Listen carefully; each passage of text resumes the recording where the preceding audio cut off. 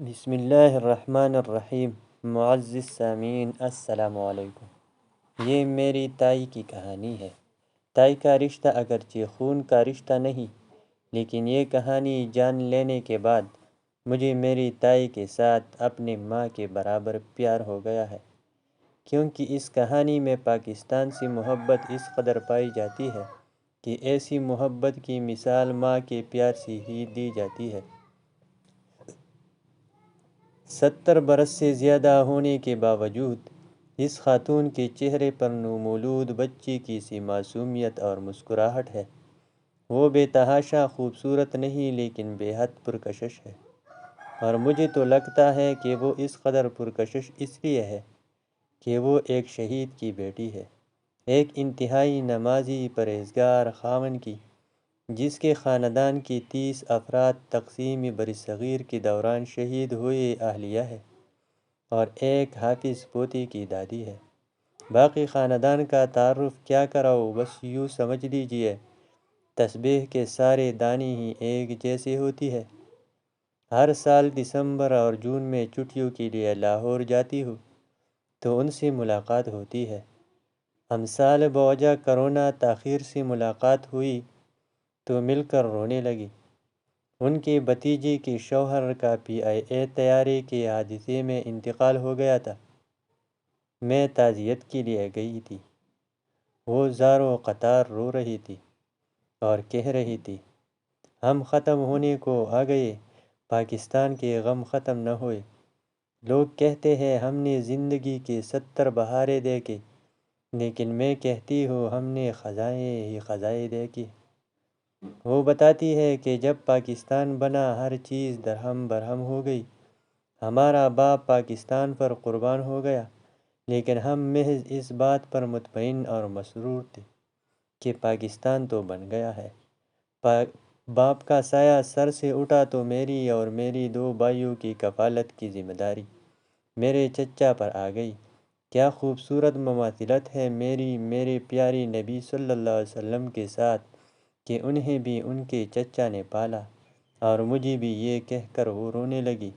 آنسو تھی کہ تمتی ہی نہیں تھی ان کے نہ میرے، وہ بھی پاکستان کا درد سہ رہی تھی، اور میرے سینے میں بھی پاکستان کی حالت زار کو سوچ سوچ کر ٹھیس اٹھ رہی تھی۔ وطن سے محبت اور جس دین کی عملی مظاہرے کے لیے یہ وطن حاصل کیا گیا تھا سے لگاؤ کا اتنا گہرا تاثر ہمارے ان بزرگوں میں ہی پایا جاتا ہے، جنہوں نے حصول پاکستان کی جدوجہد کے قریب سے دیکھا ہے۔ ان کے چہرے پر شفقت و متانت کے ساتھ ساتھ وہ درد عالم بھی صاف دکھائی دیتا ہے جو تقسیم کے دوران انہیں اپنوں کے بچھڑے کی صورت میں ملا۔ میں سوچتی ہوں ہم اس میٹھے درد کے امانت داروں کی یادداشتیں کب تک سنبھال پائیں گے؟ ہماری نسلوں کو ان خاموش غازیوں کا پتہ کون دے گا، جنہوں نے اپنی بچپن، جوانی اور اب بڑھاپا اس آس پر گزار دیا کہ خزاں جائے گی اور بہار آئے گی۔ آؤ بچوں، سیر کرائے تم کو پاکستان کی، جس کی خاطر ہم نے دی قربانی لاکھوں جان کی۔ یہ نغمہ بے سری سے کانپتی آواز میں گنگناتی ہوئی وہ رو رہی تھی، بس روتی ہی جا رہی تھی۔ ان کی روتے روتے حج کیا بن جاتی، بار بار آسمان کی طرف بلکہ کمرے کی چھت کی طرف دیکھتے اور کہتے، میرے اللہ، پاکستان پر اپنا کرم کر، اس پر سے مصیبتوں کو ختم کر دے۔ جب ہمارے گاؤں پر حملہ ہوا، میں اپنے دونوں بھائیوں کے ہمراہ گلی میں کھیل رہی تھی۔ میرے دونوں بھائیوں نے نیکر اور بنیان پہن رکھی تھی۔ ہماری والدہ نے ایک دم ہمیں زور زور سے پکارنا شروع کر دیا، صدیق، لطیف، لطیفہ، میری تائی کا نام، جلدی جلدی اندر آ جاؤ، سکھوں نے حملہ کر دیا ہے۔ حملہ کیا تھا، خون کی ہولی تھی۔ سکھ بڑے تعداد میں تھے اور اسلحہ سے لیس تھے، اور ہم ایک اسلام اور پاکستان کی امید کا سہارا لیے ہوئے، ہم تینوں بہن بھائی گھر کے کونے میں چھپ گئے۔ میرے ابا اور میرے دادا سکھوں کا مقابلہ کرتے کرتے پہلے شدید زخمی ہوئے، لیکن زخمی حالت میں بھی اپنا دفاع کرتے رہے، لیکن پھر یک کے بعد دیگرے دونوں نے جام شہادت نوش کر لیا۔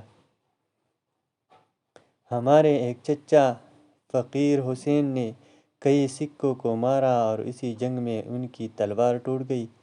ہمارے ایک ماموں مصطفیٰ صادق جو روزنامہ وفاق کے بانی اور وفاقی وزیر بھی رہ چکے ہیں، اللہ انہیں جنت میں جگہ دے، اس جنگ میں موجود تھے لیکن ان کے پاس ہتھیار نہیں تھے۔ ان کی بے چینی کو بام کر ایک سکھ نے اپنی تلوار انہیں دے دی۔ اس سکھ نے ان کی ظاہری حلیے سے اندازہ لگایا کہ وہ سکھ ہے۔ ایسی غیبی مدد کے کئی واقعات اس وقت رونما ہوئے۔ اس سکھ کی تلوار سے ہمارے ماموں مصطفیٰ صادق نے کئی سکھوں کو مارا۔ یہ واقعہ ہوشیار پور کے ایک گاؤں میں ہوا۔ ہمارے ماموں کی اہلیہ خورشید بی بی کو سکھ اٹھا کر لے گئے۔ سکھوں کا طریقہ واردات یہی تھا، وہ گھر کے مردوں کو مار دیتے یا زخمی کر دیتے اور عورتوں کی عزتیں برباد کرتے، یعنی انہیں جیتی ہی جی مار دیتے۔ ان کے شوہر مصطفیٰ صادق نے سکھوں کو آڑے ہاتھوں لیا تھا، لہٰذا وہ انہیں زخمی کر کے ان کی خوبرو بیوی کو لے گئے۔ وہ روتے رہے، گڑ گڑاتے رہے، لیکن کسی نے ان کی نہ سنی۔ انہوں نے مدد کے لیے اپنے رب کو پکارا اور پھر اللہ نے انہیں سکھوں کے ذریعے ہی ان کی مدد فرمائی۔ سکھوں نے انہیں ایک بزرگ سکھ کی بیل گاڑی پر سوار کر دیا تاکہ ان کو متعلقہ جگہ پہنچا دے۔ راستے میں بزرگ سکھ نے ہماری مومانی خورشید بی بی سے سوال جواب کرنا شروع کر دیے۔ دوران گفتگو اس سکھ پر انکشاف ہوا کہ ہماری مومانی ان کے محسن کی عزیزہ ہے۔ اس کے دل میں ہمدردی جاگی۔ اس نے کہا تم بیل گاڑی سے اتر کر بھاگ جاؤ اور کماد گنے کے فصل میں چھپ جاؤ، اگر تمہارا نصیب اچھا ہوا تو بچ جاؤ گے۔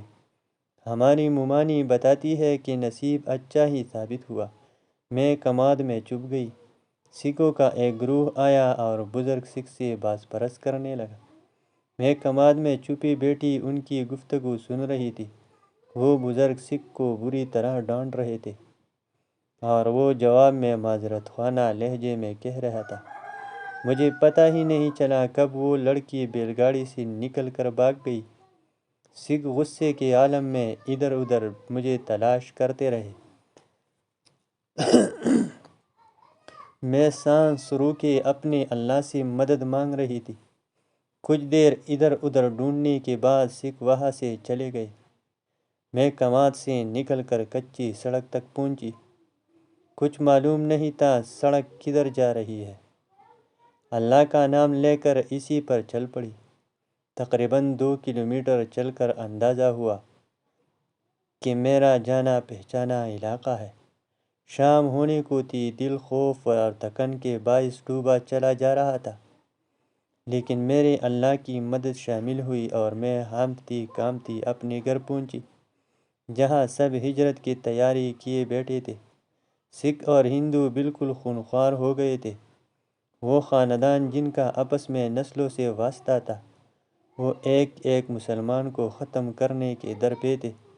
ہم گلی میں مل کر گلی ڈنڈا کھیلا کرتے تھے۔ مسلمان، سکھ، ہندو سب کے بچے اکٹھے کھیلتے تھے، لیکن جب تقسیم کا وقت آیا تو کوئی ہمسایہ محلے دار نہ رہا، بس سب کے سب مسلم اور غیر مسلم 2 دھڑوں میں تقسیم ہو گئے۔ رات کے اندھیرے میں ہم اپنے چچا فقیر حسین اور چچا فضل کے ہمراہ بیرچا نامی گاؤں سے روانہ ہوئے۔ میرے دادا محمد جمیل گاؤں کے معززین میں شمار کیے جاتے تھے۔ اپنی نام کی مماثل بے حد خوبصورت بھی تھے، نمازی، پرہیزگار اور ہمدرد و مخیر۔ ایک دفعہ کوئی آدمی ان کے پاس آیا، بتانے لگا کہ مجھے 50 روپے کی ضرورت ہے، گاؤں میں کئی لوگوں سے مانگے، پھر کسی نے کہا کہ آپ سے ادھار لے لو۔ انہوں نے اپنی پگڑی کی بل کھولے اور 50 روپے اس شخص کو تھما دیے۔ نہ کوئی ضمانت چاہی، نہ ہی واپسی کا کوئی وعدہ لیا۔ میرے چچا فقیر حسین کو جب میرے ابا کی شہادت کا پتہ چلا تو روتے روتے اپنی ماں سے کہنے لگے، مائے۔ وہ اپنی ماں کو مائے کہہ کر بلاتے تھے۔ سب شہید ہو گئے، بس فقیر بچ گیا ہے۔ وہ یہ جملہ کہتے جاتے تھے اور روتے جاتے تھے، سب شہید ہو گئے، بس فقیر رہ گیا، سب شہید ہو گئے، بس فقیر رہ گیا۔ میری تائی نے یہ جملہ دیوانوں کی طرح دہرانا شروع کر دیا، گویا وہ اس موقع پر اس محل، اس منظر میں جا پہنچی ہو۔ اس درد کہانی کو بیان کرتے ہوئے کئی دفعہ ان پر رقت طاری ہوئی۔ وہ روتی جاتی تھی اور بتاتی جاتی تھی، جب ہمارا قافلہ روانہ ہوا تو سب کے دل زخمی تھے۔ اپنوں سے بچھڑنے کا غم اپنی جگہ اور اپنی جنم بھومی چھوڑنے کی تکلیف الگ، لیکن بس ایک امید کا سہارا تھا کہ ہمارا اپنا الگ وطن ہوگا، جہاں ہم اپنی مرضی کے مطابق آزاد زندگی گزاریں گے۔ ہمارا قافلہ بچاتا پاکستان کی طرف روانہ ہوا۔ راستے میں کئی جگہ سکھوں نے چھوٹے چھوٹے مورچے بنا رکھے تھے۔ میری ماں ہمارے ابا کی شہادت کے غم میں نڈال تھے اور ان کی ایک ٹانگ بری طرح زخمی تھی۔ گلیوں اور سڑکوں پر جگہ جگہ سکھ داغ لگائے بیٹھے تھے، لہٰذا ہمیں چھتیں پلانگ کر جانا پڑتا۔ ہمارے چچا ہمیں چھت سے زمین پر پھینک دیتے، باری باری پہلے ہم تینوں بھائی بہنوں کو اور پھر ہماری ماں کو، اور آخر میں خود چھلانگ لگاتے۔ اس عمل کے دوران جسم پر کئی خراشیں لگیں، لیکن دل پر لگنے والے زخم ان سے کہیں زیادہ گہرے تھے۔ دل کے زخم ہیں کہ بھرتی ہی نہیں، اور پھر جب پاکستان اور پاکستانیوں کے حالات دیکھتے ہیں تو اور بھی تکلیف ہوتی ہے۔ ایک منظر جو ہمیں آج تک نہیں بھولا کہ نالیوں کے پانی کا رنگ لال ہو گیا تھا، شہداء کا خون، جذبات اور عزتوں کے جنازے، عزیزوں سے دوری، اپنے مال و املاک سے قطع تعلقی، اور نہ جانے کیا کیا اس وطن کو حاصل کرنے کے لیے قربان کیا گیا۔ میری دادی نے اپنے بچوں کی یاد میں رو رو کر بینائی کھودی تھی، لیکن وہ یہی کہتے ہوئے اس دنیا سے رخصت ہوئے کہ اللہ کا شکر ہے پاکستان بن گیا۔ قتل حسین اصل میں مرگ یزید ہے، اسلام زندہ ہوتا ہے ہر کربلا کے بعد۔ والسلام۔